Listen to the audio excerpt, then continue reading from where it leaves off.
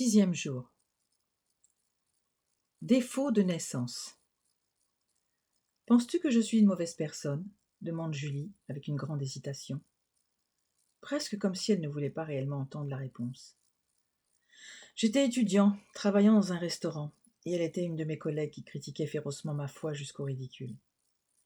Une nuit, quelque temps auparavant, lors de la fermeture, elle était arrivée complètement ivre. Et après que les clients étaient partis, elle commença à divaguer sur ma foi, littéralement insultant Dieu, en me disant combien je pouvais être stupide de croire en lui. Maintenant, quelques nuits plus tard, tandis que nous étions en train de nettoyer la place, elle s'arrêta net, alors que je passais l'aspirateur, pour me demander si je pensais qu'elle était une mauvaise personne. Pour être franc, tout en moi voulait dire « Penses-tu qu'insulter Dieu, ridiculiser ma foi, ne m'ont pas fait penser que tu es une mauvaise personne ?»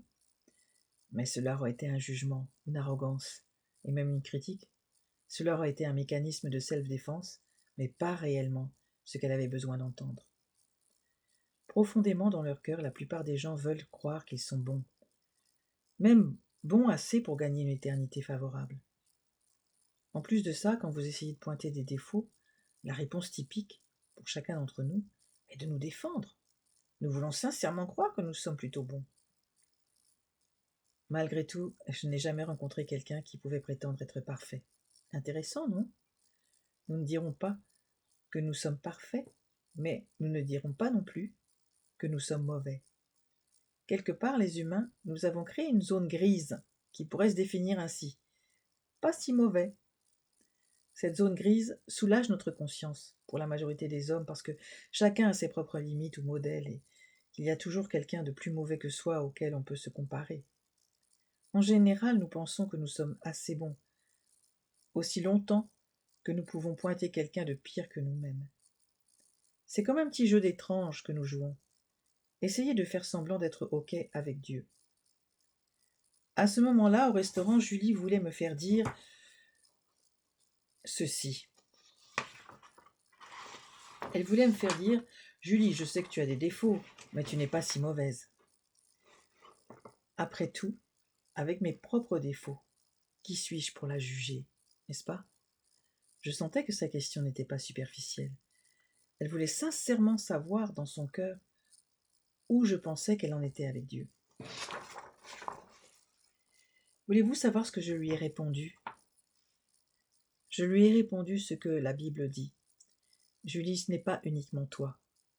Tout le monde est mauvais. Je le suis aussi. Maintenant, avant que vous ne vous mettiez en colère et lancez, ou coupez plutôt, lancez ce livre, mais là, ici, dans ce moment présent, coupez ma voix. Attendez de nouveau, attendez encore. Restez avec moi encore une minute. Sa première réponse fut « Allez, arrête de prêcher, je veux savoir ce que réellement tu en penses. » En toute sincérité, je lui dis « Julie, nous sommes tous mauvais. Je suis mauvais, tu es mauvaise, personne n'est parfait. » Maintenant, cher lecteur, vous pouvez peut-être vous considérer pas trop mal, mais vous savez aussi bien que moi que vous n'êtes pas parfait non plus. Alors qu'est-ce que cela fait de vous ? Comment Dieu voit-il nos imperfections ? Et où nous place-t-il selon ses vues ? Selon ses vues, quelles sont les conséquences de nos imperfections au regard de l'éternité et d'après la mort ? Ce sont des questions qui pèsent lourd, mais la Bible y répond très clairement. Le message n'est pas caché ou ignoré ou réécrit pour cadrer et y faire entrer les principes d'une religion bâtie par l'homme. Quand vous croyez la Bible pour ce qu'elle vaut, comme Dieu avait pensé que vous la prendriez, tout concorde. Alors que Dieu dit ? Sommes-nous vraiment tous mauvais ? Vous pouvez d'ores et déjà vous défendre en votre fort intérieur alors que vous lisez ceci. N'oubliez pas, il y a de bonnes nouvelles qui arrivent. Alors laissez votre autodéfense tomber et écoutez Dieu avec un cœur ouvert. Voici ce qu'il dit de vous et de moi et du reste de l'humanité, d'ailleurs. Dans Romains 3, 23, il dit « Car il n'y a point de distinction, car tous ont péché et sont privés de la gloire de Dieu. » Et quelques versets avant, il dit « Il n'y a point de juste, non, pas même un seul. » C'est dans Romains 3, verset 10. Tout simplement, il dit, personne n'est parfait. Nous sommes tous privés de la gloire de Dieu, de son parfait standard. Alors que nous pouvons argumenter sur le fait que nous sommes meilleurs qu'un tel, nous n'arrivons pas à la perfection de Dieu. Et nos comparaisons, j'ai du mal à tourner la page, excusez-moi, nos comparaisons paraissent petites, mesquines et inutiles. Pensez-y ainsi. Et si Dieu nous ordonnait de sauter jusqu'à la lune? Vous pourriez sauter un peu plus haut que moi. Et moi, je pourrais sauter un peu plus haut que ma fille de 5 ans. Mais au bout du compte, tous, nous ne pourrions atteindre le goal. C'est exactement ce que Dieu est en train de nous dire quand il affirme que nous sommes tous privés de la gloire de Dieu. Nous sommes si loin du but que la moindre différence entre notre bonté ou l'inverse n'a aucune importance aux yeux de Dieu. Pour être bref, Dieu dit de la race humaine, vous avez un problème, vous péchez, vous êtes imparfait, vous êtes privé de ma gloire, vous êtes plein de péchés. Dans le prochain chapitre, nous allons découvrir pourquoi un tel problème existe. Pour certaines gens, c'est réellement un grand obstacle. Je ne me sens pas une mauvaise personne, pensons-nous. Comparé à quelqu'un d'autre, nous ne sommes peut-être pas si mauvais, mais Dieu ne nous compare pas à quelqu'un. Le standard de Dieu est Dieu, plus haut que le nôtre. Il utilise sa propre perfection, sa propre gloire comme standard. Quelle que soit la manière dont nous pensons être bons, comparé au standard de Dieu, nous sommes sacrément mauvais. Si le standard est un panier de basket à 3 mètres du sol, et vous pouvez sauter et le toucher du doigt, alors vous êtes un bon sauteur en hauteur. Mais si le standard est la lune, et vous ne pouvez pas sauter vous ne pouvez sauter que jusqu'à 3 mètres de haut, alors vous n'êtes pas si bon que ça en saut en hauteur. Oui, mais qui serait capable de sauter jusqu'à la lune? Pourriez-vous dire, c'est impossible.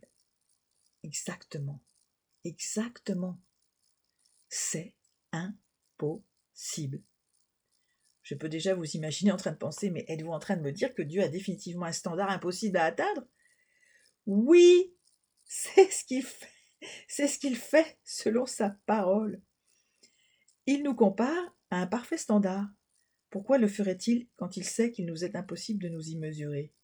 Il n'y a qu'une seule conclusion. Pour nous aider à réaliser que ce n'est pas une question de faire, mais de c'est fait. Ce n'est pas une question de sauter assez haut, mais d'admettre que nous ne pourrons jamais sauter assez haut, et de nous tourner vers quelqu'un de plus puissant que nous-mêmes pour nous élever assez haut. Imaginons que Dieu, littéralement, nous demande de sauter jusqu'à la lune.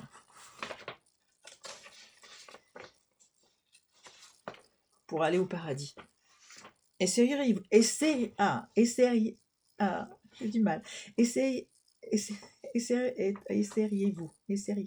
je n'arrive pas. Seriez-vous désespéré? Demanderiez-vous un miracle? Une chose est sûre, vous concluriez immédiatement que vous ne pourriez y aller de vos propres moyens. Cher ami, c'est toute la raison d'être de la Bible. Quand Dieu dit « Certainement, il n'y a point d'homme juste sur la terre qui fasse le bien et qui ne pêche point », c'est dans Ecclésiaste 7:20. Il dit que nos péchés et nos imperfections font de nos bonnes actions quelque chose d'inutile à ses yeux, parce que littéralement, il nous arrache loin de lui. Tous, nous sommes devenus comme un homme souillé, et toutes nos justices comme un vêtement impur. Nous nous sommes tous flétris comme le feuillage, et nos iniquités nous emportent comme le vent. Ésaïe 64:6. Dieu veut que nous acceptions la conclusion que nous ne pouvons pas le rejoindre tout seul. Il est en train de nous dire qu'il y a une grande distance entre nous, une distance créée par nos imperfections. Et comme nous en avons conclu, faire de bonnes actions ne remplit pas ce fossé. Faire bien ne paie pas pour le faire mal. Pas plus que ne pas utiliser ma carte de crédit ne paierait pour une dette précédente. Être une bonne personne n'annule pas le mauvais, et en aucune façon le péché que nous avons commis. Dieu est en train de dire à la race humaine, au sujet de la relation avec moi, nous sommes divisés. Tu es plein de péchés bien au-dessus de ta tête, et tu es né ainsi. Tu es né ainsi. Il nous dit littéralement que nous sommes nés handicapés ainsi. Dans le psaume 51,5, il dit « Voilà, j'ai été formé dans l'iniquité, et ma mère m'a conçu dans le péché. » En d'autres mots, à partir du moment de votre conception, le péché est inscrit dans vos gènes spirituels. Ce n'est simplement pas un problème d'habilité ou de comportement, ce n'est pas un problème de faire, mais d'être. Pas de faire, mais d'être. Je suis bénie d'avoir 3 enfants. Vous trouvez cela difficile à croire, mais je ne leur ai pas délibérément enseigné à pécher. Pourtant, avant même qu'ils puissent marcher ou parler, ils pouvaient être égoïstes. Un peu plus tard, ils pouvaient désobéir, montrer une mauvaise attitude et faire une crise de colère. Juste quelques années de vie, et ils pouvaient mentir, se battre, se disputer, et même faire du mal à d'autres. Si nous ne leur avons pas appris à pécher, d'où cela vient-il? La réponse est donnée dans Romains 5,12. C'est pourquoi, comme par un seul homme, le péché est entré dans le monde, et par le péché, la mort. De même, la mort s'est étendue sur tous les hommes, parce que tous ont péché. En bref, le péché est en eux, comme il est en chaque homme ou chaque femme sur la planète. C'est en nous. C'est notre lignée spirituelle par le sang. Depuis le berceau, chacun d'entre nous a une tendance naturelle à faire le mal. Mais vous devez comprendre, c'est plus que faire le mal. Car si c'était un problème de comportement, alors il serait facile de corriger en faisant le bien. Mais Dieu dit clairement qu'un bon comportement ne peut corriger ce problème. C'est un état d'être. Péché est en nous comme une maladie mortelle. C'est vraiment notre naissance spirituelle défectueuse depuis Adam et Ève, les premiers hommes et femmes qui ont choisi de pécher.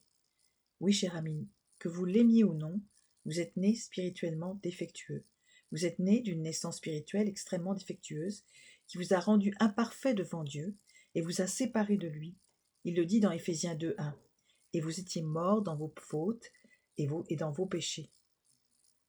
Nous reviendrons sur ce verset plus tard, mais retenez cette dernière partie. Et nous étions morts dans nos fautes et dans nos péchés. Rappelez-vous, le mot mort littéralement signifie séparation.